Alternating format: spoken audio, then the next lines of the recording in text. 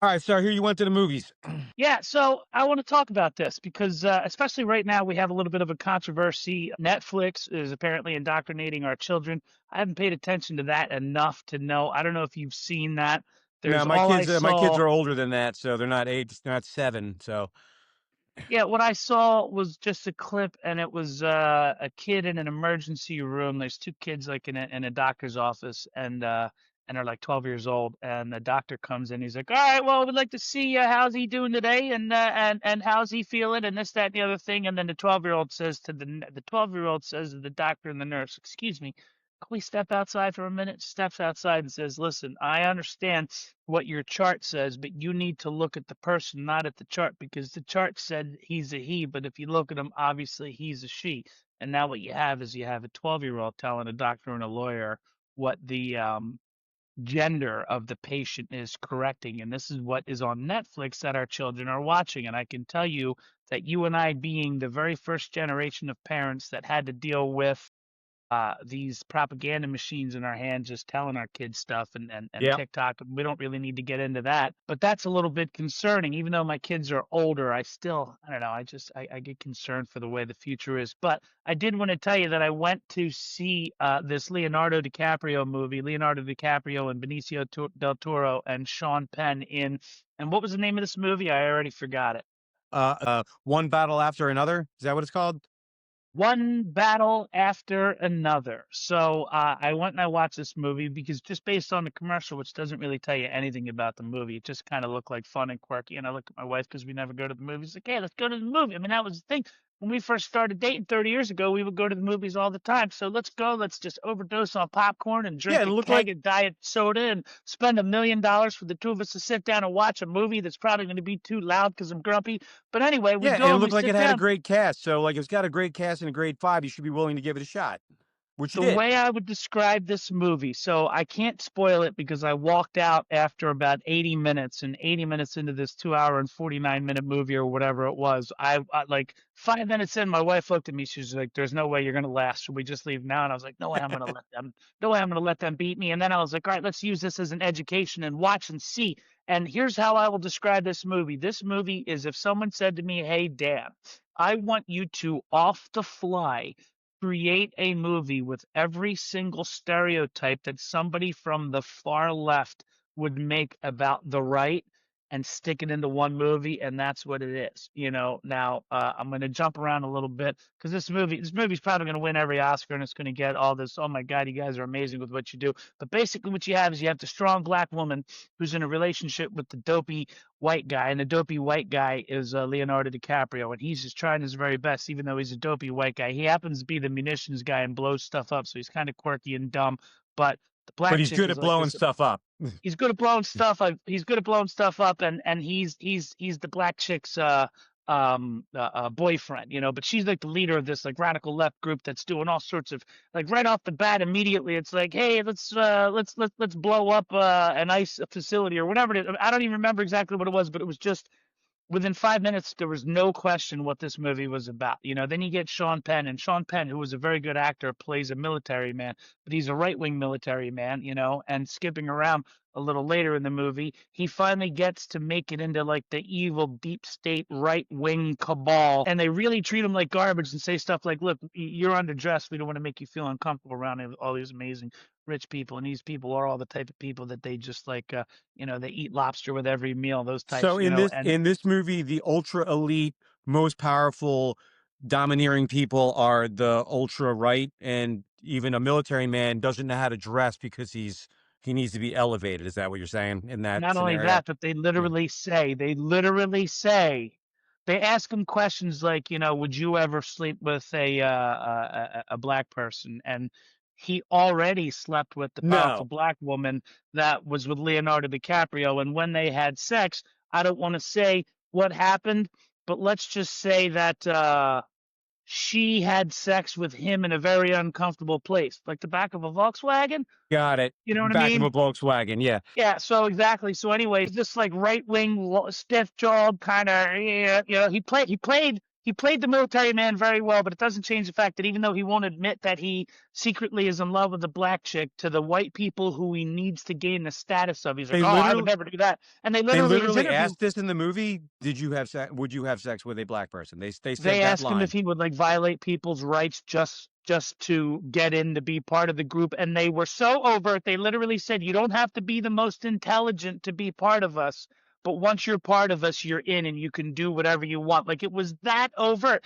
And I'm getting the best annoyed. part was is that if you went to Sean Penn's office, you had to walk past pages of like central casting for like America's Most Wanted, like the most beautiful Mexican people in like central cast. Like, hey, how good looking, how lovely of a Mexican person can you be? We need you to be in this cage. And So these beautiful, what? So you got a row of Jennifer Lopez's and a row of Ricky Martins. I'm telling you, you have Dora the Explorer left and right. There's just adorable kids and like just sweet looking. Yeah, Jennifer Lopez and Ricky, like it's just the most amazingly sweet people, and not one Jenna Ortega. She's a little too goth. They're all sweet and kind, right? But anyway, point is you have to go past a couple cages to get to Sean Penn, and he's just, it was You're just pissing so me off. unbelievably overt. And what I'm hearing is everyone's like, oh my God, it's amazing. It was disgust. So we walked out after 80 minutes. I Well, couldn't take it anymore.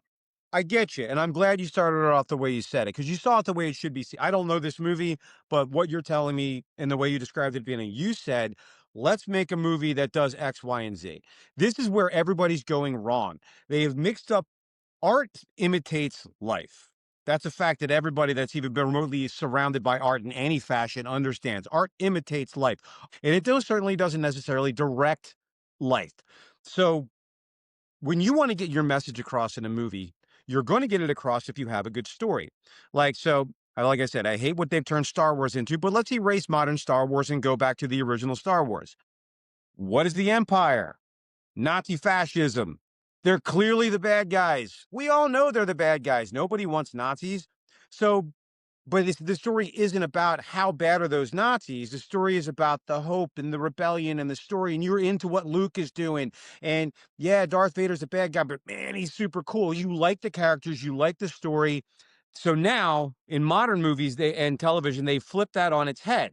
You have the idea isn't I have a great idea for space witches or whatever. I know I love talking about the space witches. They're my favorite. So they have their idea is we need to tell a story that includes transgender elements to 30%, and then we also have to have LGBTQ to another 50%, but we have to make sure that we squash the white presence down to 2%, whatever. That's now your framework for making art, which is why everything is garbage. And that movie that you saw is absolute garbage because that's what they did. They didn't have a story. They had a message that then they made a story. You need a story before you can have a message. Plain and simple, speaking 100% as a performer, as a visual artist, it's disgusting, and that's why I would have walked out before you did. Yeah, it absolutely. Like at one point, my wife wanted to walk out. And here's the thing: is that normally my poor wife, like my wife and I, this is how we watch TV, right? This is me. You can't see her. Really? Are you kidding me? All right, I can't watch this. Like my wife, I'm with her no, thing I is got the same thing. My wife and I were like this, and I'm just like, and she's like, "Do you want to turn it off?" And I turn it off.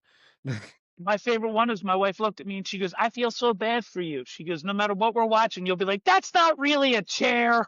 Like, you know, We are hypersensitive to it, so like there's a show that my wife is watching right now. What is it called? It's called Wayward, right? And it's probably really good, but the minute this guy that's clearly a girl, but we're supposed to believe he's a man rolled in. For all I know, they're telling an actual transgender realistic story of a woman becoming a man trying to live. But that's not what the main premise of the show is. So I'm like, that's clearly a dude. She's like, why do you have a problem with it? As she's trying to argue with me, my youngest son walks in. He's like, that's a girl, right?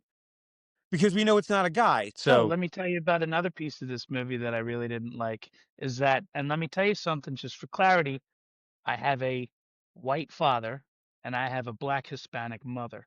So I am mixed race. I'm almost 50 years old. I'm mixed race. I've been mixed race for a long time. I was mixed race before mixed race was cool. I was mixed race when people were like, who the heck are you? But here's my thing. Here's my thing is that with this movie, you have Leonardo DiCaprio. He sleeps with this black girl who she's pregnant. She's got guns and she's just shooting with her pregnant belly, like, yeah, I'm a revolutionary. Da, da, da, da, da, da, da. And then she gets busted, and Leo, the bumbling fool, gets stuck with this baby, which is raised to be this beautiful mixed race woman who just sits there and is just rolling her eyes at how dumb and out of touch stupid Leonardo DiCaprio is. And the thing is that look, I'm all for uplifting mixed race people, but not at the behest of white people, not at the behest of other races. You know what I mean? Yeah, I get you. And that's what they do is she's just, and he's doing the they them thing because she's got the friend who's like a guy with a guy, but he's got like foundation and like eyebrows and like you know what I mean. He's like this ambiguous whatever that they're trying to do, She's just being and good old fashioned metrosexual. That was but fine. right, That I cleaned mean dudes back in up. the day, yeah, back in the day, you had dudes that like got their nails done and stuff like that. You're like, ah, settle down, dude. But then they went home with the most good-looking girl, and you're like, okay, I understand why he got his nails Now I'm done. getting my nails Now they're done. trying Yeah. to, but the thing is that we didn't grow up with anything like that. We didn't grow up with anything like that. And what the messaging is that even though we didn't grow up with anything like that, we have to instantaneously understand it. So in this movie, Leonardo DiCaprio is like, oh, this they them, and what is he, and I don't know, and they're like, this super empowered, smart mixed race girl who's 16. She's way smarter than her stupid white 50-year-old She's dad. She's like, 16? oh, dad. Yeah, she's like 16. This is his daughter. She's like, oh, dad. And then, of course, he's also overtly racist to the, hey there, Pachanga. Hey there, Pachanga. You keep your eyes off of my prince. Like, he turns in like every Yeah. single kind of, but the thing is he's a radical leftist too. So it's completely, They it's don't know how just to make it. overtly stupid. Yeah, they don't know how to make it palatable. That's all. No, Make it palatable. not. You don't have nothing has doesn't have to be real. It's movies, but it's got to be palatable. You can't like you can't go beyond the suspension of disbelief. I'm just gonna go back to watching Tank Girl.